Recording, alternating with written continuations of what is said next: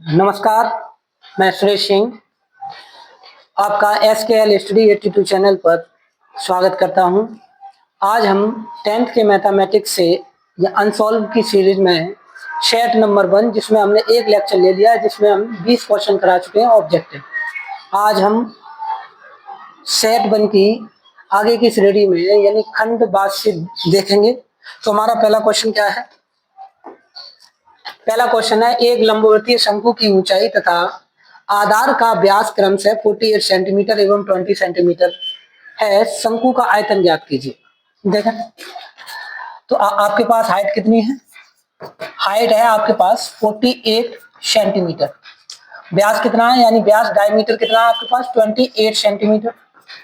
आप जानते हैं कि व्यास की आधी क्या होती है? रेडियस, यानी आर कितनी हो जाएगी आपकी? 28/2 यानी 14 सेंटीमीटर। ठीक है ना। अब आपको चाहिए क्या? वॉल्यूम चाहिए किसका? कॉनिक का वॉल्यूम। आप जानते हैं कि शंकु का आयतन जो होता है वो कितना होता है? 1/3 पाई आर स्क्वायर एच। ठीक है ना। 1/3 पाई की वैल्यू आप जानते हैं कितनी होती है? 22/7। आर की वैल्यू कितनी है आपके पास? 14। तो आर स्क्वायर है तो क्या हो जाएगा? 14 इंटू 14 इंटू एच की वैल्यू कितनी है आपके पास? 48 सेंटीमीटर। ठीक है ना।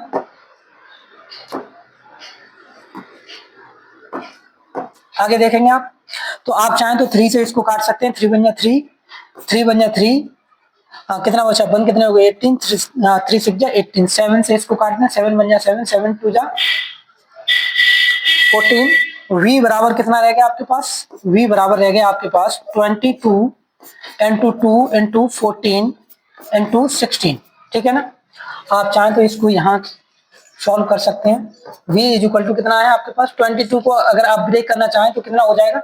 11 इंटू 2 इंटू 2 इंटू 14 का 16 में अगर आप मल्टीप्लाई करेंगे, 16 4 जा कितना होता है? 64। 64 में कैरी कितना हो गया आपका? 6। 16 बन जाए 16, 16 और 6 कितना हो गया? 22। ठीक है ना। v is equal to 11 into 2 2 जा कितना हो गया? 4। 4 का मल्टीप्लाई अगर 224 में करेंगे आप तो कितना हो जाएगा? 4 4 जा 16। 16 का 6 कैरी कितना हो गया? 1। 4 2 जा 8, 8 और 1 कितना हो गया? 9।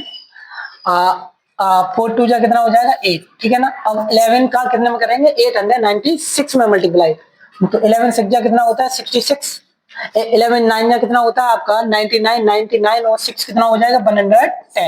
110 का 105 सॉरी 105 का कितना हो जाएगा आपका? 5। आगे देखो 6 5 और 11 8 जा कितना होता है आपका? 88। 88 और 10 कितना हो जाएगा? 98।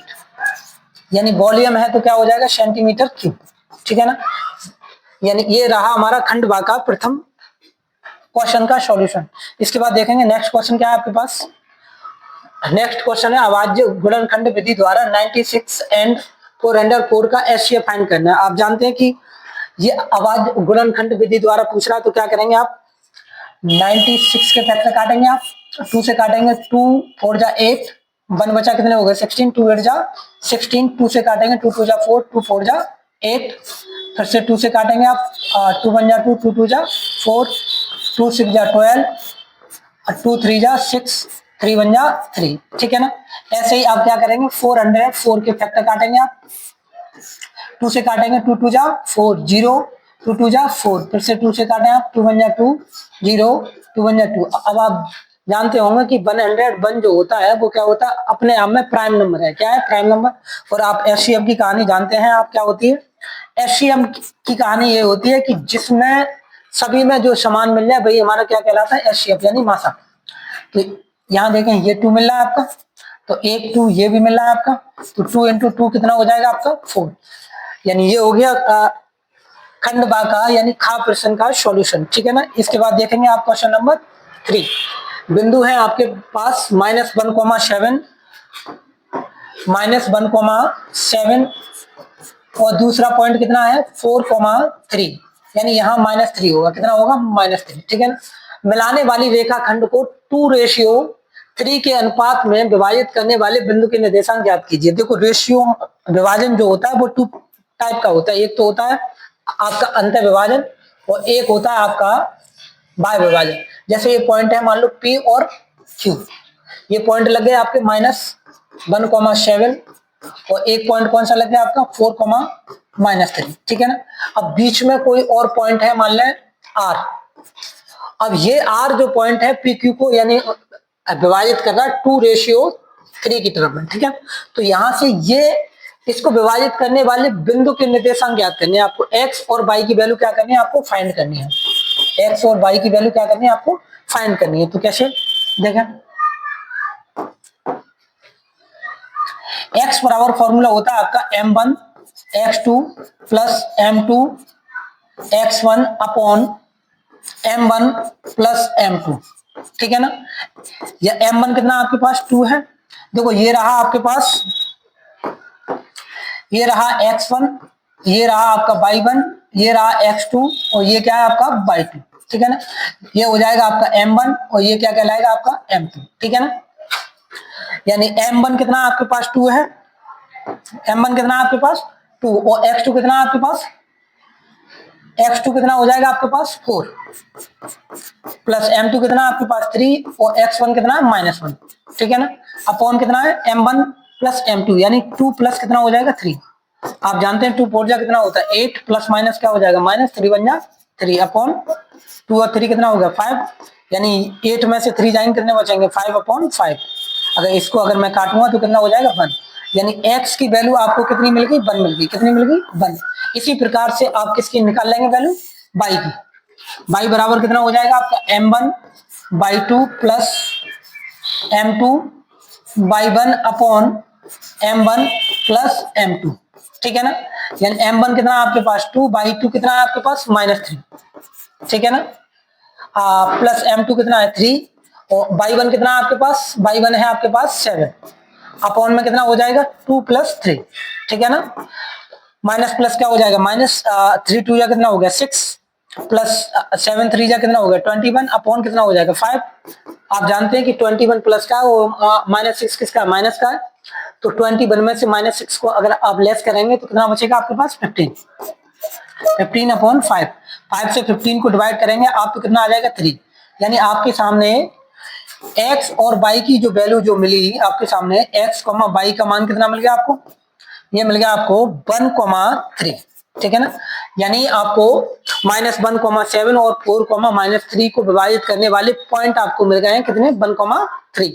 इसके बाद देखेंगे आप नेक्स्ट क्वेश्चन क्या है आपका, नेक्स्ट क्वेश्चन है यदि साइन अल्फा यानी साइन अल्फा आपको कितना दे रखा है, साइन अल्फा दे रखा है आपको 1/2। आप जानते हैं कि साइन में 1/2 कितने का मान होता है, साइन में 1/2 होता है आपका साइन 30 का, कितने का होता है साइन 30 डिग्री।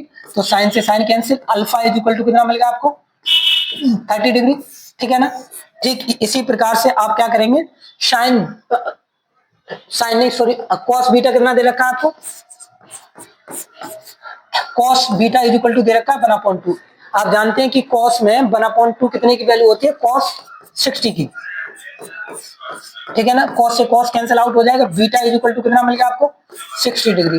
अब आपको फाइंड क्या करना है, आपको फाइंड करना है अल्फा प्लस बीटा का मान। अल्फा प्लस बीटा की वैल्यू कितनी हो जाएगी, देखो alpha plus beta is equal to कितना हो जाएगा 30 डिग्री प्लस 60 डिग्री, यानी टोटल कितना हो गया आपके पास 90 डिग्री। यानी यही आपको चाहिए था, यानी कितना हो गया 90 डिग्री। इसके बाद देखें नेक्स्ट क्वेश्चन क्या है, बिंदु है आपके माइनस पॉइंट पी पॉइंट के जो कोऑर्डिनेट है -6, कितना 8 और ये कहना चाह रहा है किससे दूरी चाहिए इसको, मूल बिंदु से। मूल बिंदु के निर्देशांक क्या होते हैं 0,0, यानी मूल बिंदु से क्या चाहिए इसको दूरी चाहिए। तो आप क्या करें इन दोनों पॉइंटों की क्या कर निकाल रहे हैं दूरी निकाल रहे हैं। तो दूरी का फॉर्मूला आप जानते हैं distance is equal to root में y2 - y1 का whole square plus x2 - x1 का होल स्क्वायर, ठीक है ना। y2 - y1 का होल स्क्वायर, y2 की वैल्यू कितनी है, ये रही आपकी y1 की और ये रही आपकी x1 की, ये रही आपकी x2 की और ये किसकी है आपकी y2 की, ठीक है। y2 कितना है 0 माइनस y1 कितना है -8 -0 -8 का होल स्क्वायर हो जाएगा प्लस x2 की वैल्यू कितनी है आपके पास 0 माइनस और ये x1 की वैल्यू कितनी है -6, तो माइनस माइनस क्या हो जाएगा प्लस का होल स्क्वायर, ठीक है ना। Distance is equal to root में आप जानते हैं -8 का अगर स्क्वायर करेंगे आप कितना होगा 64 प्लस 6 का स्क्वायर करेंगे कितना होगा 36, यानी ओवरऑल आपके पास जो वैल्यू बची वो कितनी होगी 64 और 36 कितना हो गया 100, कितना हो गया 100। आप जानते हैं कि 100 का स्क्वायर रूट कितना होता है 10, कितना होता है 10। डिस्टेंस कितनी आ गई आपके सामने, डिस्टेंस आ गई आपको 10 मीटर, ठीक है ना। डिस्टेंस आपको कितनी मिल गई 10 मीटर, ठीक है ना। इसके बाद देखेंगे आप नेक्स्ट क्वेश्चन, ये कह रहा है सिद्ध कीजिए कि cot A minus cos A, क्या कह रहा है cot A minus cos A upon cot A plus cos A बराबर जो प्रूव करना क्या लेके आना आप कोसेक ए -1 अपॉन में कोसेक ए +1, ठीक है ना। तो आप जानते हैं कॉट का रिलेशन आप जानते हैं क्या होता है कॉस अपॉन साइन होता है, क्या होता है कॉस अपॉन साइन। तो मैं कॉट की जगह क्या लिख सकता हूं कॉस ए अपॉन साइन ए, ठीक है ना। माइनस क्या है आपके पास कॉस ए अपॉन में जैसे ऊपर आपने कॉट का रिलेशन खोला है ठीक उसी प्रकार अपॉन वाले में भी क्या करेंगे आप कॉट का रिलेशन खोलेंगे, क्या हो जाएगा कॉस ए अपॉन साइन ए, ठीक है ना, प्लस कॉस ए। आप चाहें तो ऊपर से क्या कॉमन दिखाई दे रहा है आपको, इसके नीचे वन मान लें आप, इसके भी नीचे क्या मान लें वन मान लें। यहां से अगर आप कॉमन लेंगे तो क्या दिखाई देगा आपको कॉस ए कॉमन, ठीक है ना। अगर आप कॉस ए कॉमन लेंगे तो ये कितना बचेगा आपके सामने 1 साइन ए, ठीक है ना, -1, ओके। इससे नीचे से भी क्या कॉमन ले लें आप कॉस ए, अगर नीचे से कॉस ए कॉमन लेंगे तो ये कितना बचेगा आपके सामने 1 साइन ए +1, ठीक है ना। कॉस से कॉस क्या हो जाएगी कैंसिल आउट। अब आप जानते हैं कि 1 साइन क्या होता है कोसेक होता है, क्या होता है 1 साइन क्या हो जाएगा कोसेक ए, -1 अपॉन 1 साइन क्या हो जाएगा कोसेक ए +1, ठीक है ना। यही आपको रिलेशन क्या करना था फाइंड करना था, ठीक है ना, यही आपको क्या करना था प्रूव करना था, ठीक है ना। इसके बाद देखेंगे नेक्स्ट क्वेश्चन क्या है किन्हीं 5 खंडों को हल करना है आपको, ठीक है ना। प्रत्येक प्रश्न के क्या है 4 अंक हैं, ठीक है। तो पहला क्वेश्चन हमारा क्या है किसी एपी का 17वां पद, ठीक है ना। 17वां पद क्या हो जाएगा 17वां पद। 17वें पद को हमेशा एक बात ध्यान रखना कितना भी टर्म आपसे पूछे उसमें से एक माइनस करके चलना है आपको। 17 है तो क्या लिख सकते हैं आप a + 16d, ठीक है ना। अब किसकी बात कर रहा है 10 में, यानी 10वें पद की बात कर रहा है 10वां पद। 10वें पद को आप क्या लिख सकते हैं a + 9d, ठीक है ना। आपसे पूछना क्या चाह रहा है इसका सार बंधक, यानी क्या पूछना चाह रहा है आपसे डी पूछना चाह रहा है, ठीक है ना। तो आप क्या करें इसने ये कहा कि 17वां पद उसके 10वें पद से कितना अधिक है 7 अधिक है। तो आप क्या करें 17वां पद बराबर 7वां पद 10वां पद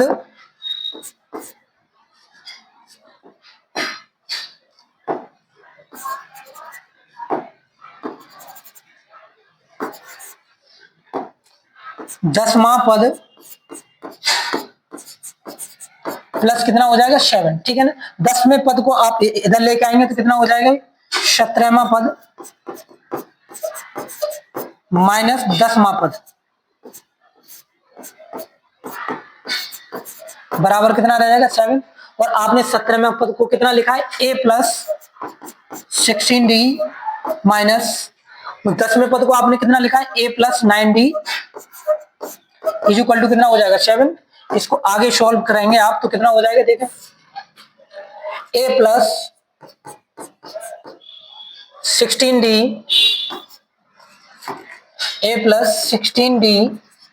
देखो ब्रैकेट जब भी आप हटाएंगे तो माइनस चिन्ह का क्या करेंगे अंदर मल्टीप्लाई, तो ये कितना हो जाएगा -a - 9d इक्वल टू कितना हो जाएगा 7 प्लस a से -a क्या हो जाएगा कैंसिल आउट।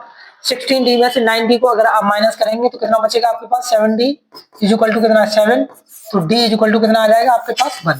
यानी यही आपको क्या चाहिए था, d की वैल्यू आपको चाहिए थी सार 1 पे, ठीक है ना।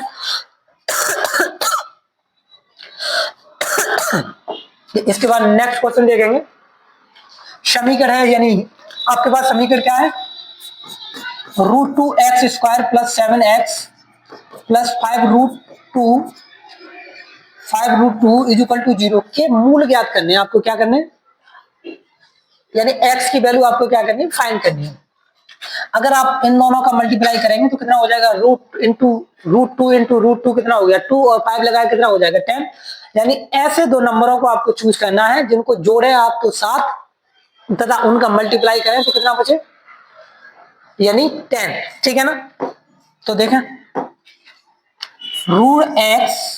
√2x² प्लस कितना कर सकते हैं आप 7 को 5x प्लस 2x, ठीक है ना, प्लस कितना हो जाएगा 5√2 इज इक्वल टू क्या हो जाएगा 0। आप चाहें तो इसको एक ऐसे भी लिख सकते हैं, √2x² plus 2x plus 5x plus 5√2 is equal to 0। ऐसा क्यों किया मैंने, ऐसा इसलिए किया कि यहाँ पे √2 आसानी से कॉमन आ जाएगा, यहाँ 5 कॉमन आ जाएगा, ठीक है। यहाँ से √2x अगर मैं कॉमन लेता हूं तो यहाँ क्या बचेगा x प्लस 2 को आप क्या लिख सकते हैं, 2 को आप ये भी लिख सकते हैं √2 इंटू √2, ठीक है ना। अगर आपने √2 कॉमन लिया है 2 में से तो कितना बचेगा आपके सामने √2 प्लस यहाँ से 5 कॉमन लेंगे आप तो कितना बचेगा आपके पास x प्लस √2, ठीक है ना, इज इक्वल टू 0। अब आप ये दोनों टर्म एक सी है ना, तो दोनों में से किसी एक को कॉमन ले लें, x प्लस √2, एक ब्रैकेट में कितना हो जाएगा x प्लस √2, दूसरे में कितना हो जाएगा √2x plus 5 is equal to 0। एक बार इसको 0 में डिवाइड कर देंगे और एक बार इसको 0 में, ठीक है ना। x plus √2 is equal to क्या है 0, तो x ये प्लस के √2 है, बराबर के उधर लेके जाऊंगा, किसके हो जाएंगे माइनस के √2, ओके। ऐसे एक बार इसके बराबर 0, √2x plus 5 is equal to 0, तो √2x ये प्लस के 5 है, उधर जाके किसके हो जाएंगे माइनस के, तो x इज इक्वल टू कितना रहेगा आपके सामने -5/√2, ओके। यानी आपके पास जो मूल जो आ गए वो कितने आ गए आपके पास, मूल दो मूल आ गए, कौन कौन से, एक तो हो गया आपके पास -√2 और एक कितना हो गया -5/√2, ओके। ये रहा हमारा क्वेश्चन नंबर सेकंड, ठीक है ना। इसके बाद देखेंगे आप नेक्स्ट क्वेश्चन, ये कह रहा है एक त्रिभुज एबीसी की भुजा बीसी पर डी एक बिंदु इस प्रकार है कि कोण एडीसी बराबर कोण बीएसी है दिया है, तो सिद्ध कीजिए कि CA² is equal to CB into CD। जैसे एक ट्रायंगल है, यानी एक ट्रायंगल है ABC, उसने ये कहा कि इसमें एक बिंदु इस प्रकार है, इसमें एक बिंदु क्या है इस प्रकार है, मान लो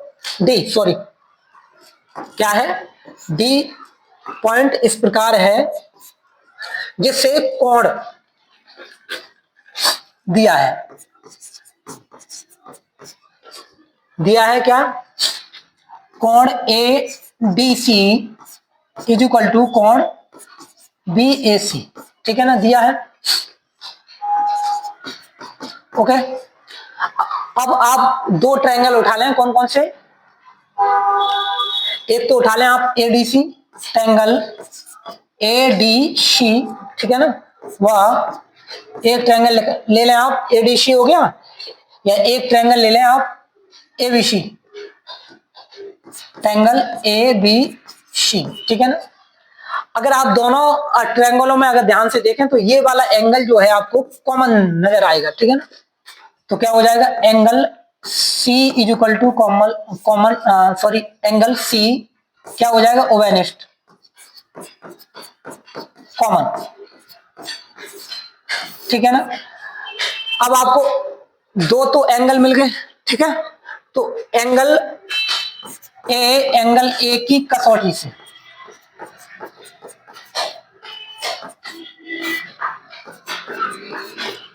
ट्रायंगल एडीसी सर्वांग सम ट्रायंगल ABC, ठीक है ना। ये दोनों ट्रायंगल क्या हो गए, सर्वांग सम, ठीक है ना। इसके बाद आप क्या लिख सकते हैं, आप एक इसकी सहायता से CA अपॉन क्या हो जाएगा, CA upon CD is equal to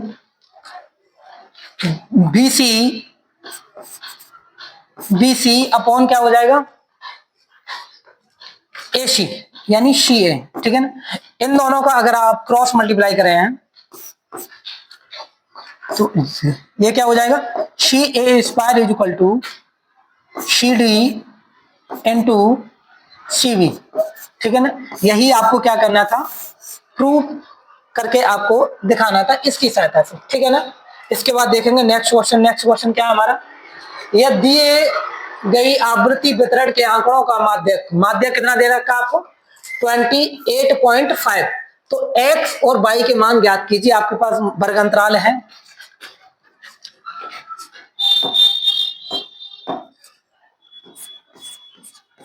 वर्ग अंतराल कितना है,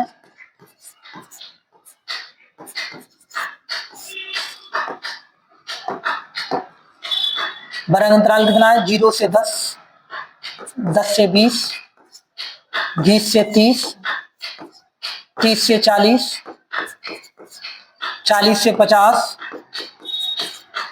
50 से 60, ठीक है ना। और बारंबारता कितनी दे रखी है आपको,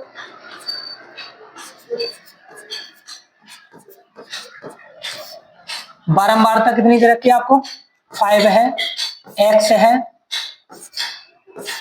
20 है, 15 है, और कितनी है, y है, और कितना है, 5 है, ठीक है ना। ओके,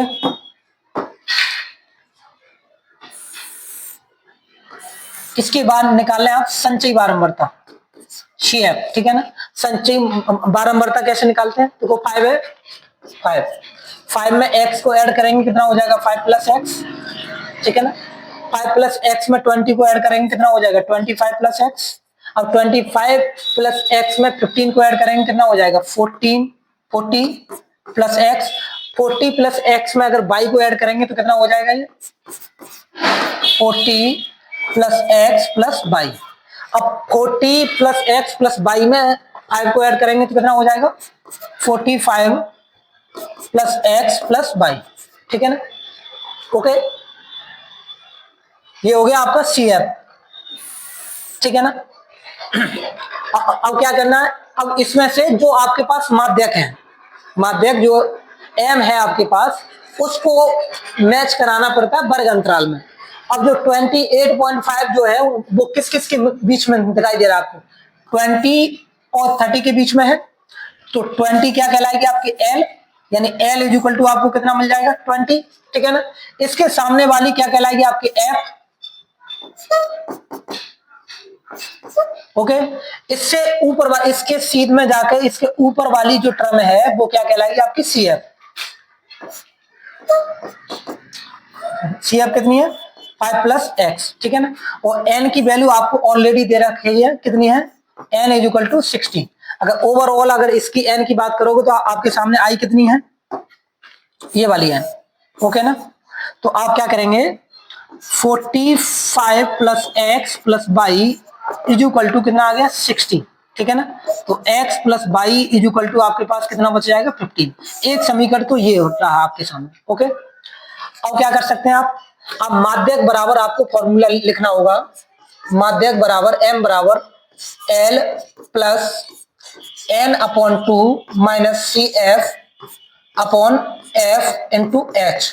अब h क्या है, h इसमें अंतर कितने का देगा आप, 0 से 10, 10 से 20, 20 से 30, 30 से 40, 40 से 50, 50 से 60, कितने का अंतर आपको दिखाई दे रहा है, 10 का। तो h की वैल्यू कितनी हो जाएगी आपके सामने, 10, ठीक है ना। ये वैल्यू उठा के इसमें क्या करनी है आपको, पुट करनी है, देखें। तो माध्यक का मान कितना दे रखा है आपको, 28.5, ओके। बराबर l का मान कितना निकाला आपने, 20, प्लस n का मान कितना आपके सामने, 60 अपॉन 2 माइनस सी एफ कितना आपके पास, 5 plus x, okay, into H का मान कितना आपके पास 10। 20 को अगर आप इधर लेके आएंगे, ये प्लस के बराबर की इधर लेके आएंगे तो किसके हो जाएंगे माइनस के, तो 28.5 में से 20 को अगर आप माइनस करेंगे तो कितना बचेगा आपके पास 8.5 इक्वल टू 60 में 2 का डिवाइड करेंगे तो कितना बचेगा आपके पास 30, माइनस चिन्ह का अगर आप अंदर मल्टीप्लाई करेंगे तो सॉरी एफ और है, एफ का मान कितना आपके पास 20, ठीक है ना, माइनस का 5 प्लस एक्स में अगर मल्टीप्लाई करेंगे तो ये कितना हो जाएगा -5 माइनस एक्स अपॉन 20 इनटू कितना आपके पास 10, ठीक है ना।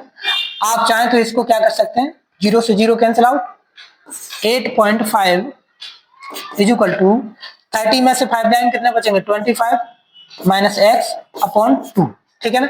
इसके नीचे बन मान के क्या कर सकते हैं आप क्रॉस मल्टीप्लाई, 2 का इसमें मल्टीप्लाई करेंगे 2 5 जा कितना हो गया 10, 10 का 0 हाथ से 1 और 2 8 जा 16, 16 और 1 कितना हो जाएगा 17 इक्वल टू 25 माइनस एक्स को अगर आप इधर लेके आएंगे तो ये कितना हो जाएगा 25, 17 को उधर लेके जाएंगे किसका हो जाएगा माइनस का, एक्स इक्वल टू कितना बचा 25 में से 17 जाएंगे तो कितने बचे 8, यानी x का मान आपको कितना मिल गया 8 मिल गया। अगर x का मान उठा के इसमें अगर आप पुट करेंगे तो यहां से कितना मिल जाएगा y का मान आपको मिल जाएगा 7। तो आपके पास जो x और y के जो मान निकल के आ गए वो कितने आ गए आपके पास, यानी 8,7, ठीक है ना। ये रहा हमारा क्वेश्चन नंबर 18 का सॉल्यूशन, ठीक है ना।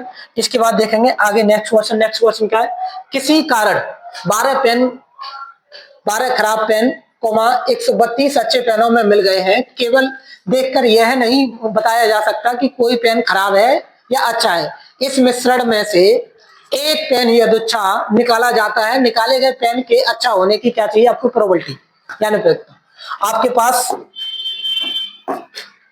यानी खराब पेन कितने हैं, खराब पेन आपके पास खराब पेन कितने हैं 12, और अच्छे पेनों की संख्या कितनी है, अच्छे पेन कितने हैं आपके पास 132, ठीक है ना। तो आपके पास टोटल पेन कितने हो गए,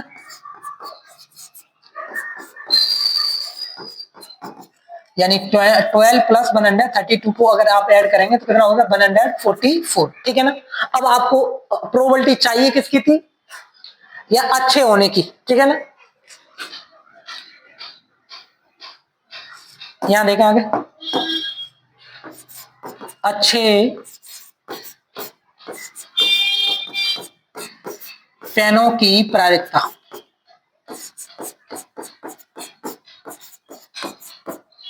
ठीक है ना। तो आपके पास ये अच्छे पेन थे कितने पहले से 132 अपॉन में कितना हो जाएगा 144, इसको अगर आप 12 से डिवाइड करेंगे 12 बन जाए कितना हो गया 12, कितना बचा 1 कितने हो गए 12, 12 बन जाए 12, 12 बन जाए 12 कितने बचे 2 कितने हो गए 24, 12 2 जा 24, यानी आपके सामने जो आ गया कितना आ गया आपके पास, आंसर हुआ आपके पास 11/12, यानी अच्छे पेनों की जो प्रोबेबिलिटी जो बनी आपकी वो कितनी बची बनी आपकी 11/12, ठीक है ना। इसके बाद नेक्स्ट क्वेश्चन देखेंगे, नेक्स्ट क्वेश्चन क्या है, एक भिन्न है या एक भिन्न 1/3 हो जाती है जब उसके अंश में से एक घटाया जाता है, और यह 1/4 हो जाती है जब हर में से कितना, हर में यह 8 जोड़ दिया जाता है, तो भिन्न ज्ञात कीजिए। यानी पहला क्वेश्चन है, इसमें 2 क्वेश्चन है, एक अथवा में भी है, अगर आप ये ना कर पाए तो इसको कर सकते हैं, अगर ये कर सकते हैं तो इसको छोड़ दें, ठीक है। इन दोनों में से किसी को एक को ही करना है, लेकिन हम आपको यहाँ पे दोनों करके बताएंगे। देखें, तो उसने ये कहा कि एक पेन, यानी सॉल्यूशन, एक पेन वो सॉरी एक भिन्न 1/3 हो जाती है जब उसके अंश में से एक घटाया जाता है। सपोज करें, माना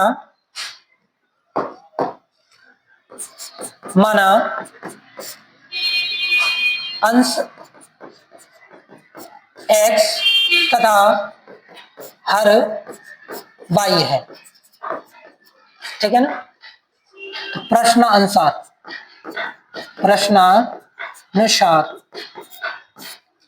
यानी अंश में से एक घटाया जाता है, यानी कितना हो जाएगा x - 1 अपॉन हर उतना ही रहता है तब कितनी हो जाती है, 1/3 हो जाती है। ओके, इसका क्या करते हैं क्रॉस मल्टीप्लाई, तो ये कितना हो जाएगा 3x माइनस 3, ठीक है ना, इज इक्वल टू कितना हो गया y 3x minus y is equal to कितना हो गया 3। इसको मान लें आप समीकरण नंबर 1, ठीक है ना। दूसरा समीकरण, दूसरा इसी प्रकार आप बनाएंगे कैसे, 1/4 हो जाती है जब हर में कितना जोड़ दिया जाता है 8, तो अंश तो उतना ही रहता है, x अपॉन बाई प्लस कितना हो जाएगा 8 इज इक्वल टू कितनी हो जाती है 1/4।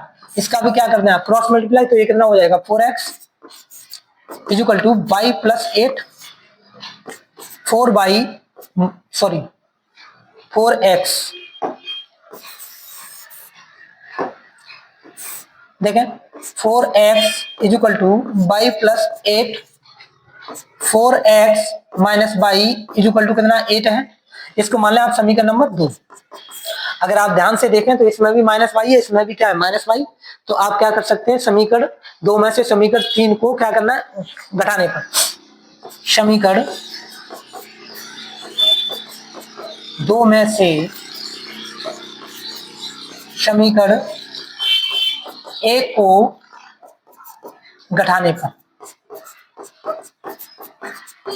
अगर आप इसको अगर आप घटाएंगे तो ये कितना हो जाएगा, देखो 4x में से 3x कहीं कितनी बची 1x माइनस वाई से प्लस वाई हो जाएगा, ये कैंसिल आउट। 8 में से 3 को अगर आप माइनस करेंगे कितने बचेंगे 5, तो x की वैल्यू आपको कितनी मिल गई 5, ठीक है ना। इसके बाद आप क्या कर सकते हैं, इसके बाद x का मान चाहे समीकरण 1 में रख लें चाहे समीकरण 2 में, x का मान समीकरण 1 में रखने पर, देखें समीकरण 1 कितना है 3x, x की वैल्यू है कितनी आपकी 5 minus y is equal to कितना है 3, 3 5 कितना होता है 15 minus y is equal to कितना है 3, 15 3 को इधर लेके आऊंगा किसके हो जाएगा माइनस की, माइनस बाई को उधर लेके जाऊंगा किसकी हो जाएगी प्लस की, तो बाई इज इक्वल टू कितना आ गया 12। आपके पास जो x और y की यानी भिन्न बतानी है, यानी अंश बटे हर, तो अंश कितना माना था आपने x और हर कितना माना था आपने y, तो ये भिन्न कितनी होगी आपकी, भिन्न निकल के आ गई आपकी 5/12, ठीक है ना। यही क्या रहा आपका सॉल्यूशन, ठीक है ना। अगर अथवा वाले क्वेश्चन को अगर आप देखेंगे इसी में, तो ये कह रहा है कि एक विमान अपने निर्धारित समय से 30 मिनट की देरी से चलता है, 1500 किलोमीटर की दूरी पर समय पर पहुंचने के लिए उसे अपनी चाल से 250 किलोमीटर घंटा बनानी पड़ती है, तो विमान की सामान्य चाल ज्ञात कीजिए। देखो जब भी चाल बढ़ेगी तो समय हमेशा क्या होगा घटेगा, ठीक है ना। आप जानते हैं चाल बराबर क्या होता है दूरी बट्टे समय होता है, चाल बराबर क्या होता है दूरी बट्टे समय। माना विमान की सामान्य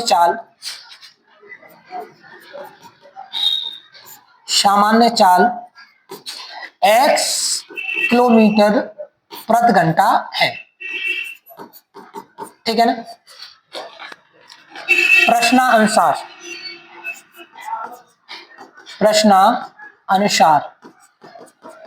आप जानते हैं चाल बराबर क्या होता है दूरी बट्टे समय, लेकिन आपको 30 मिनट की देरी से चलाया जा रहा है उसको विमान को, तो समय बराबर कितना हो जाएगा दूरी बट्टे चाल, समय बराबर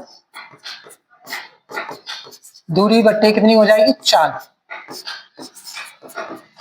ठीक है ना। आगे देखें तो आपके पास समय कितना था 30 मिनट, दूरी कितनी है आपके पास, दूरी है 1500 किलोमीटर, और चाल कितनी बढ़ाई जा रही है आपके पास 250, और दूरी कितनी है आपके पास 1500 किलोमीटर, और समय कितना आपके पास 30 मिनट, ठीक है ना। आगे देखें तो दूरी है कितनी आपके पास 1500, अपॉन क्या हो जाएगी चाल क्या मानी आपने x। मैंने बताया था कि जब भी चाल आपकी बढ़ाई जाती है तो हमेशा समय क्या होता है घटाया जाता है, तो माइनस 1500 बट्टे कितनी हो जाएगी चाल कितनी बढ़ाई जा रही थी 250 किलोमीटर प्रति घंटा। तो x प्लस 250 इक्वल टू कितना था, 30 मिनट था। ये क्या था, मिनट। इसको कन्वर्ट किस में करना पड़ेगा, घंटे में। तो 30 अपॉन कितना हो जाएगा, 60। यहां से आप चाहें तो 1500 कॉमन ले लेंगे, तो ये कितना बचेगा, 1 upon X minus 1 upon X plus 250। Okay, equal to ये कितना हो जाएगा, 1 अपॉन 2। इसको और क्या लिख सकते हैं आप, इसका एलसीएम लेंगे तो ये कितना हो जाएगा आपका, x दूसरे ब्रैकेट में कितना हो जाएगा, x प्लस 250। ठीक है ना। तो ये कितना हो जाएगा, x plus 250 minus X equal to 1 upon 1500 का 2 में मल्टीप्लाई करेंगे तो कितना हो जाएगा,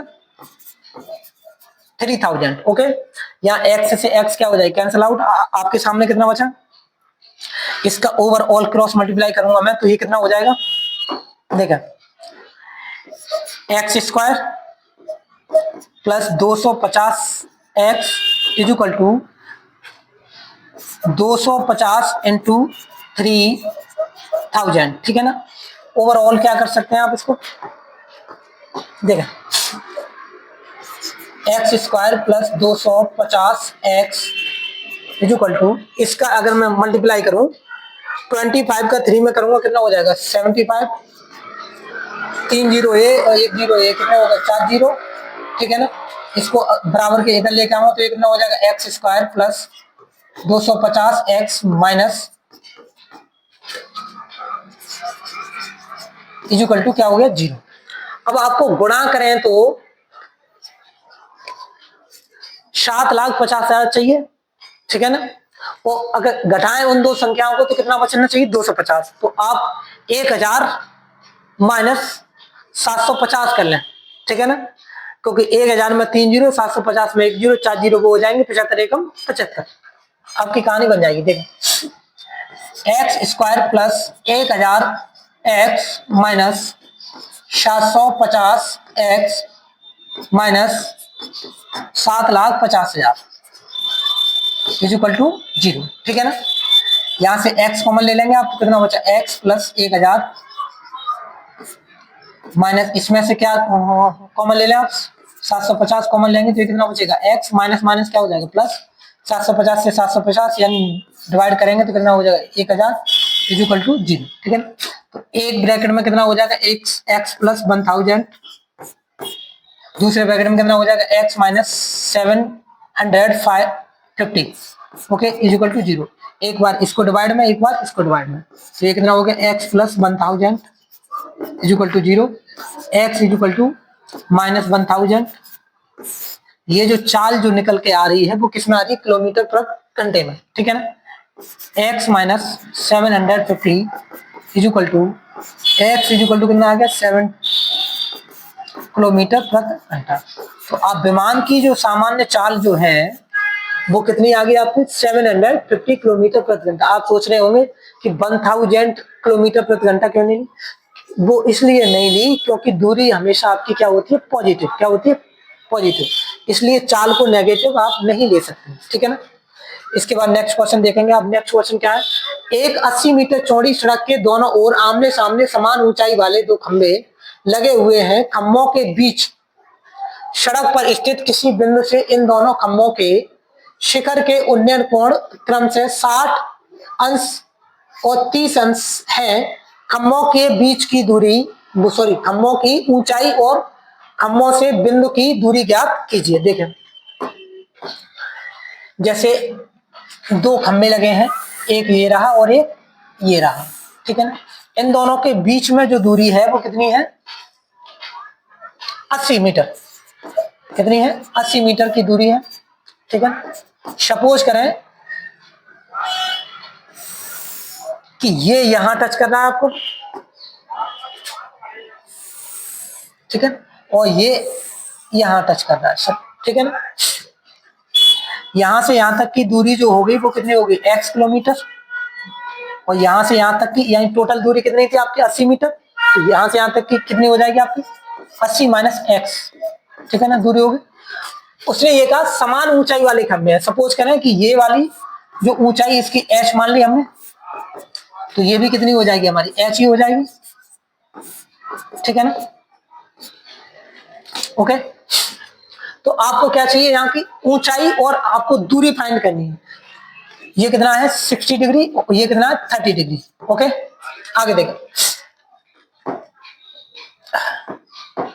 माना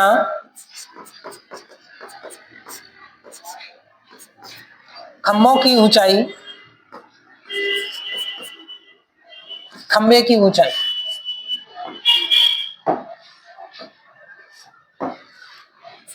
खंबे की ऊंचाई h है, ठीक है ना। ओके, इसको अगर आप नामकरण करना चाहें तो इसका नाम दे सकते हैं ए बी सी और ये क्या है डी ई। ठीक है, मैंने त्रिभुज उठाया, समकोण त्रिभुज, समकोण त्रिभुज ए बी सी, ठीक है ना, ए बी सी। तो इसमें आप देखेंगे कि ये वाली चीज है आपके पास लंब है और क्या आधार है, लंब बटे आधार क्या होता है, tan ही होता है ना आपका। तो tan 60 degree is equal to कितना हो जाएगा ए बी अपॉन में क्या हो जाएगा बी सी। tan 60 की वैल्यू आप जानते हैं कितनी होती है √3, या ए बी का मान कितना आपके पास x और बी सी का मान कितना, सॉरी ए बी का मान आपके पास कितना है h अपॉन x, इसके नीचे वन मान के क्रॉस मल्टीप्लाई करूंगा तो h इज इक्वल टू कितना आ गया x √3, ठीक है ना। ऐसे इसी प्रकार शो समकोण त्रिभुज, समकोण त्रिभुज सी डी ई, ठीक है ना, समकोण त्रिभुज सी डी ई में यानी tan कितना हो जाएगा 30 degree is equal to E D upon में कितना हो जाएगा सी डी, ठीक है ना। tan 30 कितना होता है 1/√3 is equal to E D कितना आपके पास h और सी डी की दूरी कितनी है 80 माइनस x, ठीक है ना। इसका क्रॉस मल्टीप्लाई आप करेंगे तो ये कितना हो जाएगा √3h is equal to 80 minus x, ठीक है ना। यहां से h की वैल्यू अगर आप इसको मान लें समीकरण नंबर 2, इसको मान लें समीकरण नंबर 1, ठीक है ना। समीकरण 1 से h का मान समीकरण 2 में रखने पर, 2 में रखने पर अगर आप इसको मान को अगर आप रखेंगे तो ये कितना हो जाएगा, ठीक है ध्यान से, √3 h की जगह कितना रखेंगे आप x √3 इज इक्वल टू कितना हो जाएगा 80 माइनस x, ठीक है ना। √3 और √3 कितना हो जाएगा इनटू में 3x is equal to 80 minus x को इधर लेके आएंगे तो ये कितना हो जाएगा 4x is equal to 80, x is equal to कितना आ गया 20, यानी दोनों खंबे यानी दूरी कितनी मिल गई आपको 20। अब आपको क्या चाहिए ऊंचाई, आपको क्या चाहिए ऊंचाई, ऊंचाई यानी x का मान उठा के अगर आप समीकरण 1 में रख देंगे तो ये कितनी मिल जाएगी h बराबर x की जगह कितना हो जाएगा 20 √3 मीटर, यानी दोनों आपको पॉइंट आपको ज्ञात हो गए, कितने हो गए, एक हो गया आपके पास दूरी कितनी आ गई 20 मीटर और हाइट कितनी मिल गई आपको 20 √3। एक इसी के अथवा में एक क्वेश्चन और लगा है, अगर आप इसको नहीं करना चाहते थे, अगर आप इसको करना चाहें तो इसको भी कर सकते हैं। देखिए कैसे, ये कह रहा है भूमि के एक बिंदु से 20 मीटर ऊंचे भवन है, यानी भूमि से 20 मीटर ऊंचा एक क्या है भवन है, भवन के शिखर पर लगी एक क्या है मीनार है, यानी भवन का जो शिखर है उसके ऊपर क्या खड़ी है मीनार, मीनार के तल यानी भवन के शिखर से और शिखर के उन्नयन कोण कितने 45 और कितने 60 डिग्री है, मीनार की ऊंचाई ज्ञात करनी है आपको, ठीक है ना। इसके बाद नेक्स्ट पेज पे चलेंगे, देखिए चित्र बना लेते हैं। जैसे ये कोई भवन है, कितना है भवन, 20 मीटर ऊंचा। कितना है? 20 मीटर ऊंचा। इसके ऊपर एक लगी है मीनार। इसके ऊपर क्या लगी है? मीनार। ठीक है ना। इसका उन्नयन कोण जो है वो कितना है? 45। कितना है? 45।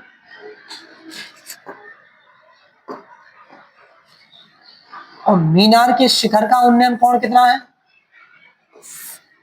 60 डिग्री। ठीक है ना। तो लिखें,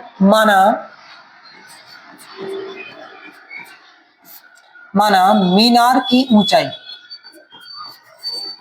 मीनार की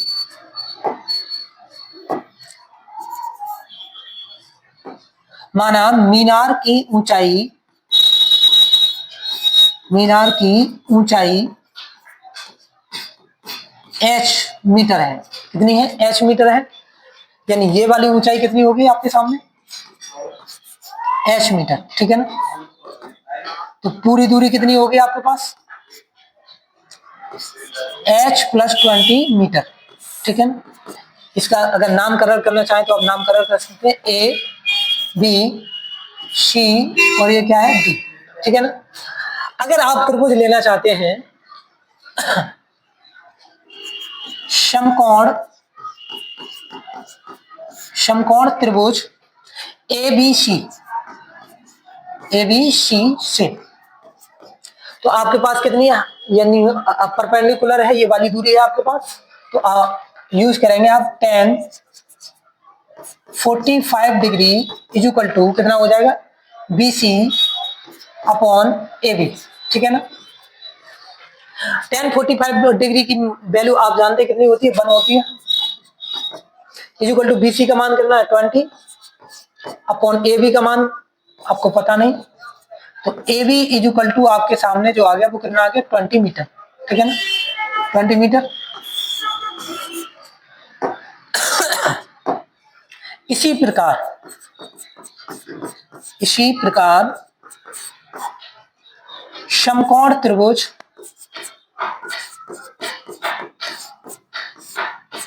समकोण त्रिभुज ABD, पूरा त्रिभुज उठा रहे हैं आप, ABD, तो कितना हो जाएगा? tan 60 degree is equal to कितना हो जाएगा?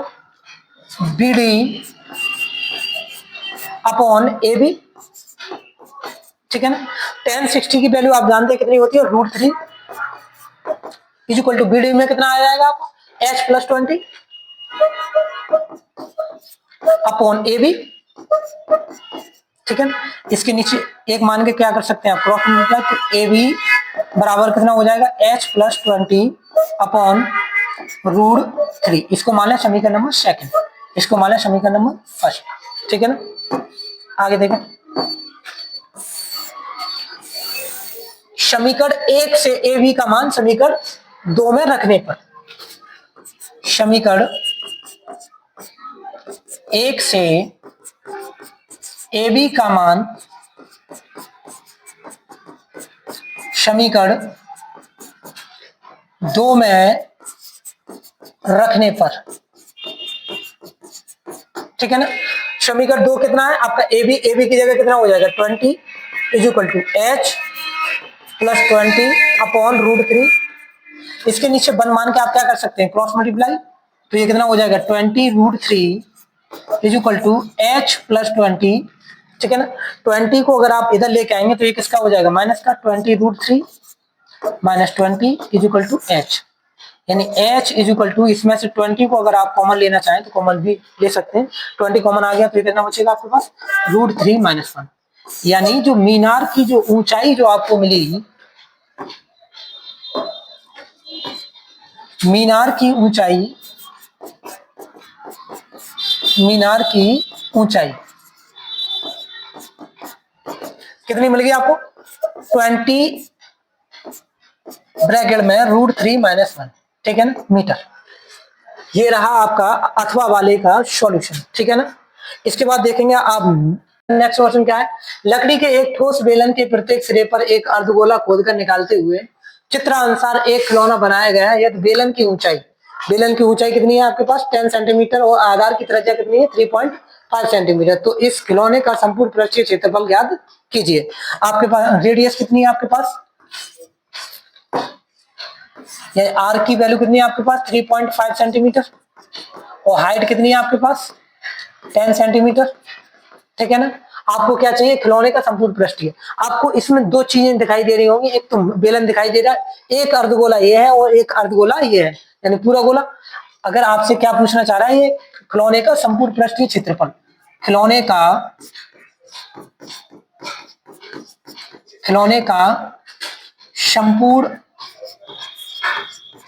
संपूर्ण का मतलब पूरे चित्र का, ठीक है ना, संपूर्ण पृष्ठीय क्षेत्रफल।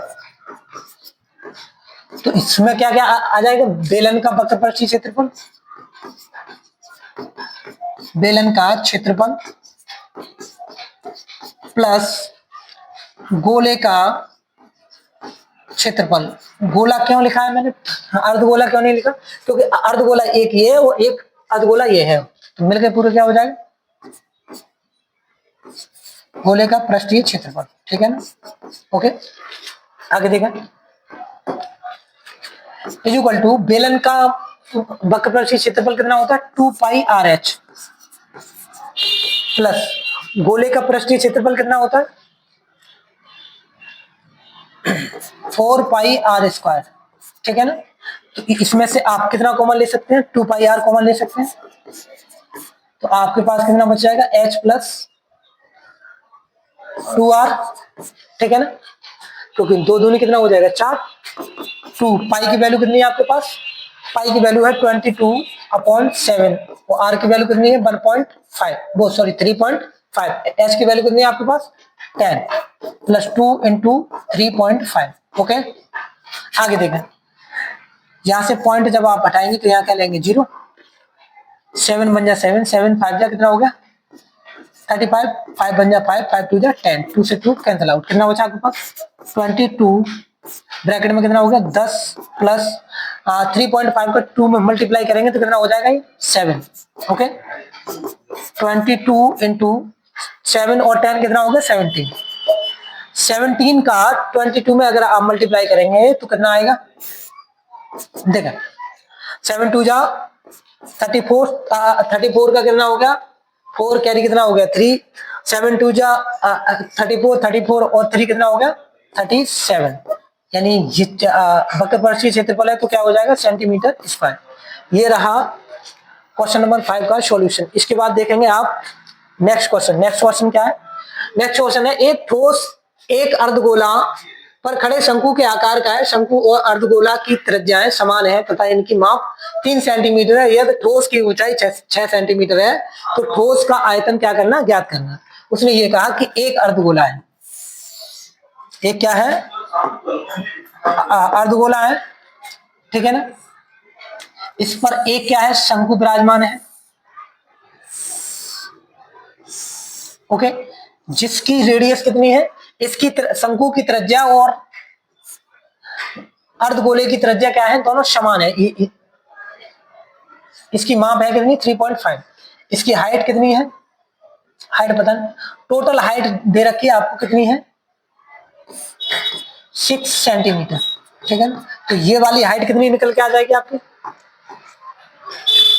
ये वाली हाइट कितनी हो जाएगी 6 में से 3 को माइनस करेंगे कितनी हो जाएगी 3, देखें आगे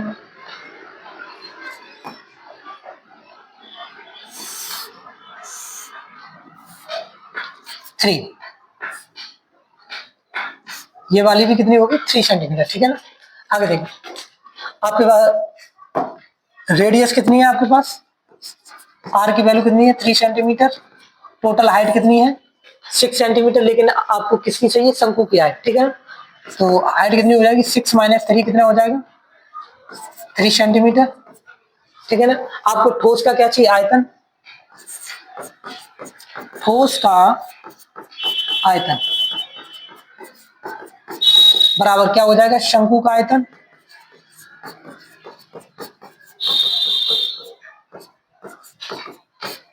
प्लस क्या हो जाएगा अर्धगोले का आयतन, अर्धगोले का आयतन, ठीक है ना। शंकु का आयतन आप जानते हैं कितना होता है, 1/3 पाई आर स्क्वायर एच। ओके, यानी पूरे गोले का आयतन होता है 4/3 पाई आर क्यू, लेकिन अर्धगोले का कितना हो जाएगा 2/3 पाई आर क्यू। ठीक है ना। यहाँ से कॉमन कितना ले सकते हैं, तो 1/3 इसमें भी, 1/3 इसमें भी, पाई इसमें भी है, पाई इसमें भी है, आर स्क्वायर कॉमन ले लें हम, ये कितना रह गया एच प्लस 2r। ओके, इसमें उठा के आपको क्या रखनी है वैल्यू, 1/3 पाई का मान आपको दे नहीं रखा, तो आप क्या करें पाई की टर्म में ही आंसर फाइंड कर दें। आर की वैल्यू कितनी है 3, तो 3 का स्क्वायर कितना हो जाएगा 9, एच की वैल्यू भी कितनी है 3 प्लस 2 इंटू कितना हो जाएगा 3। ओके, आगे देखें 3 बन जाए 3, 3 3 जा 9, यानी इधर कितना रह गया 3 पाई। ओके, ब्रैकेट में कितना हो जाएगा आपका 3 प्लस 3 2 जा 6। ओके, 3 पाई इंटू 6 और 3 कितना हो गया 9, 9 3 जा कितना होता है 27 पाई। ये रहा आपका 2025 के अनसॉल्व का पहले सेट का सॉल्यूशन। ठीक है ना। यदि आपको हमारी वीडियो अच्छी लगी हो तो हमारे चैनल को सब्सक्राइब करें तथा हमारी वीडियो को क्या करें लाइक करें और ज्यादा से ज्यादा अपने दोस्तों में शेयर करें। धन्यवाद।